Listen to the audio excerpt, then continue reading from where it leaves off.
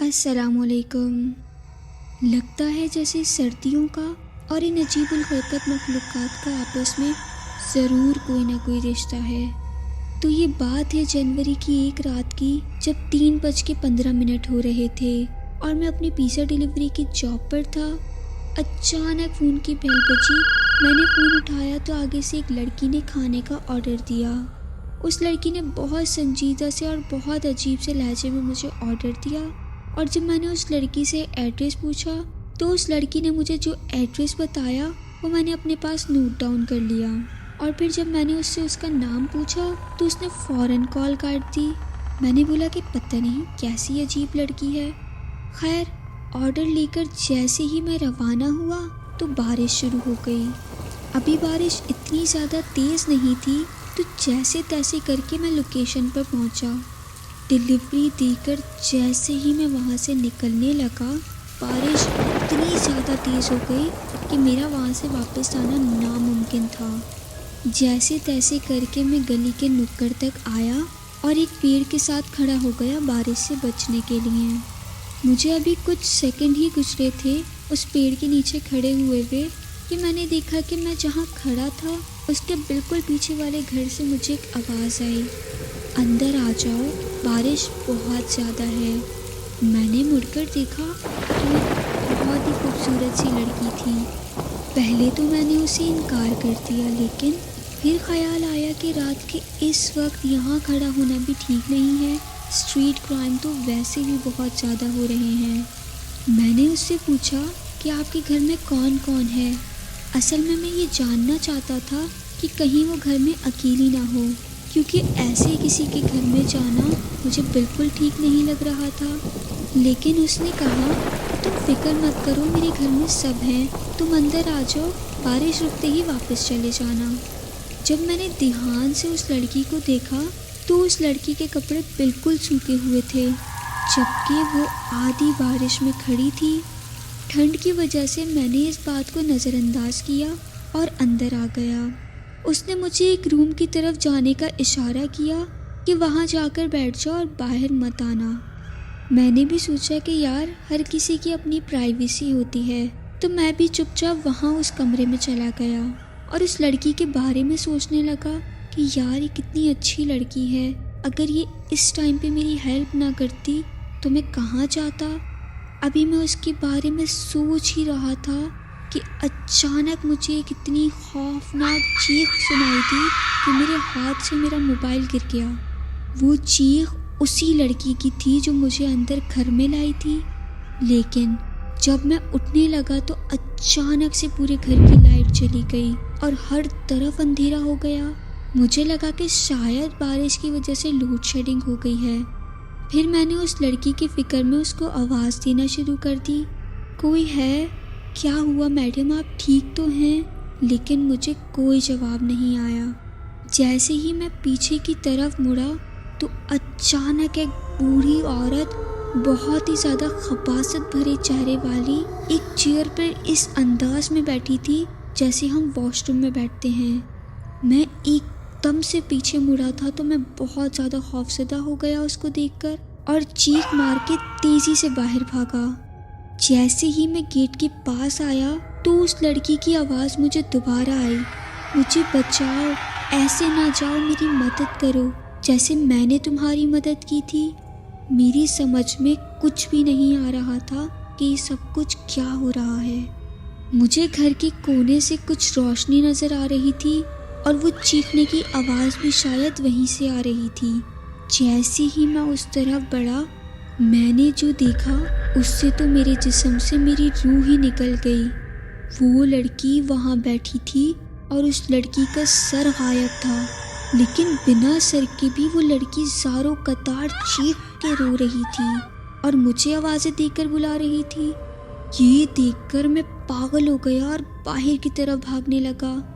میرے گیٹ کے پاس آتے ہی کسی نے مجھے پیچھے سے زور سے پکڑ لیا اور ہوا میں اٹھا لیا اور اندر کی طرف لے جانے لگا۔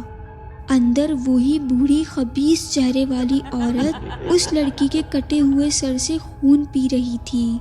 میں یہ منظر دیکھ کر زاروں قطار چیخنے لگا اور رونے لگا، اور اونچی اونچی آوازیں لگانے لگا کہ شاید کوئی میری آواز سن لے اور مجھے یہاں سے نکال لے، لیکن اس تیز طوفانی بارش کی وجہ سے میری آواز باہر نہیں جا پا رہی تھی۔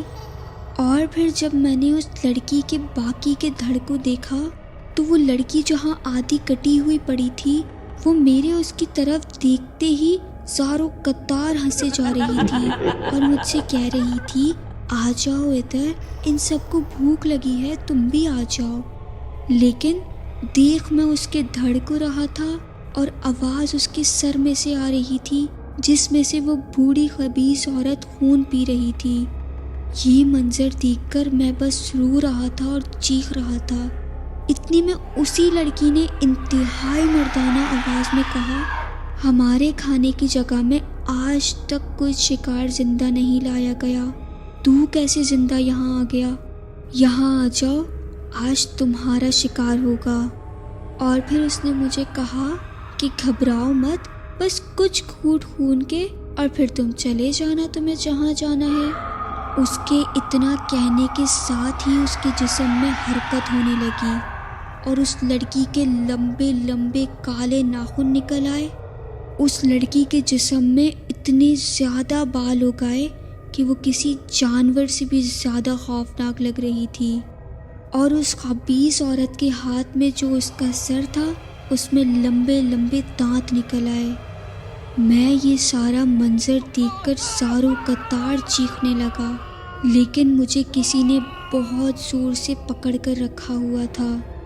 جیسے ہی وہ دھڑ اور وہ عورت میرے قریب آئی، میں نے زور سے کہا، یا سلیمان علیہ السلام، یا اللہ میری مدد کریں، اور میں نے اونچی اونچی آواز میں اعوذ باللہ پڑھی۔ اس کے ساتھ ہی وہ پیچھے ہٹ گئی اور میں نے پورے جوش کے ساتھ جیسے ہی آیت الکرسی پڑھنا شروع کی، میں ایک دم سے جھٹکے کے ساتھ زمین پہ آ کر گر گیا۔ میں اتنی زور سے گرا کہ بے ہوش ہو گیا۔ کچھ دیر کے بعد جب مجھے ہوش آیا تو میں نے دیکھا کہ میں کسی گھر میں نہیں بلکہ عیسائیوں کے قبرستان میں تھا، اور میں ایک قبر کے پاس گرا ہوا تھا۔ مجھے تو یہ بھی نہیں پتا تھا کہ میں زندہ ہوں یا پھر مر گیا۔ پھر میں نے دیکھا کہ میرے سامنے سے کچھ لوگ گزر رہے تھے۔ میں نے ان کو دیکھ کر زور زور سے چیخنا اور آوازیں دینا ان کو شروع کر دی۔ پہلے تو وہ دیکھ کر مجھے خود ڈر گئے، لیکن پھر انہوں نے مجھے وہاں سے نکالا اور اپنے ساتھ ہی قریبی مسجد میں لے گئے۔ وہ لوگ نمازی تھے جو اس وقت نماز کے لیے جا رہے تھے۔ جب میں نے ان کو سارا اپنے ساتھ گزرا ہوا احوال سنایا تو انہوں نے کہا کہ یہ قبرستان تو ویسے ہی مشہور ہے یہاں کے ہونے والے پراسرار واقعوں کی وجہ سے۔ یہاں کوئی بھی جوان لڑکا رات کو نہیں گزرتا، کیونکہ جو کوئی بھی رات کے وقت یہاں سے گزرتا ہے وہ پھر غائب ہو جاتا ہے اور پھر کبھی بھی کسی کو نہیں ملتا۔ کہتے ہیں کہ یہاں ڈائنوں کا بسیرا ہے۔ ڈائن جنات کی وہ برادری ہے جو انسانوں کا شکار کرتی ہے۔ تم بہت خوش قسمت ہو جو تم زندہ سلامت واپس آ گئے۔ اور پھر طبیعت سنبھلنے کے کچھ ٹائم بعد میں اپنے گھر آ گیا، لیکن اس لڑکی کی سرگوشی مجھے سنائی دیتی رہی، آ جاؤ، میں انتظار کر رہی ہوں، ورنہ میں آ جاؤں گی۔ میں اپنے ہی گھر میں بہت زیادہ ڈرا سہما سا رہنے لگا۔ مجھے ہر طرف سے میرے کانوں میں وہی سرگوشیاں سنائی دیتی۔ کبھی کبھی مجھے بہت زیادہ تیز بخار ہو جاتا، کچھ بھی کر لو لیکن کم نہیں ہو کے دیتا تھا۔ میری حالت اتنی بری ہوتی جا رہی تھی جیسے میں ابھی مر جاؤں گا۔ پھر میں ایک دن ہمت کر کے اپنے قریب کے مسجد کے امام کے پاس گیا اور ان کو سارا کا سارا واقعہ بتا دیا۔ انہوں نے کہا کہ شکر ہے تم نے آنے میں دیر نہیں کی، ورنہ وہ ڈائن تم پر اور زیادہ حاوی ہو جاتی اور کیا پتا پھر تمہیں جان سے مار دیتی۔ پھر کچھ دن تک انہوں نے مجھ پر رقیہ کیا اور آہستہ آہستہ اللہ کے پاک کلام کی برکت سے میں ٹھیک ہوتا چلا گیا۔ لیکن آج بھی میں وہ اپنی زندگی کا خوفناک دن کبھی بھی نہیں بھولتا۔ اس دن کے بعد میں رات میں کبھی بھی ڈیلیوری کے لیے نہیں جاتا ہوں۔ کوشش کرتا ہوں کہ مغرب سے پہلے ہی گھر واپس آ جاؤں۔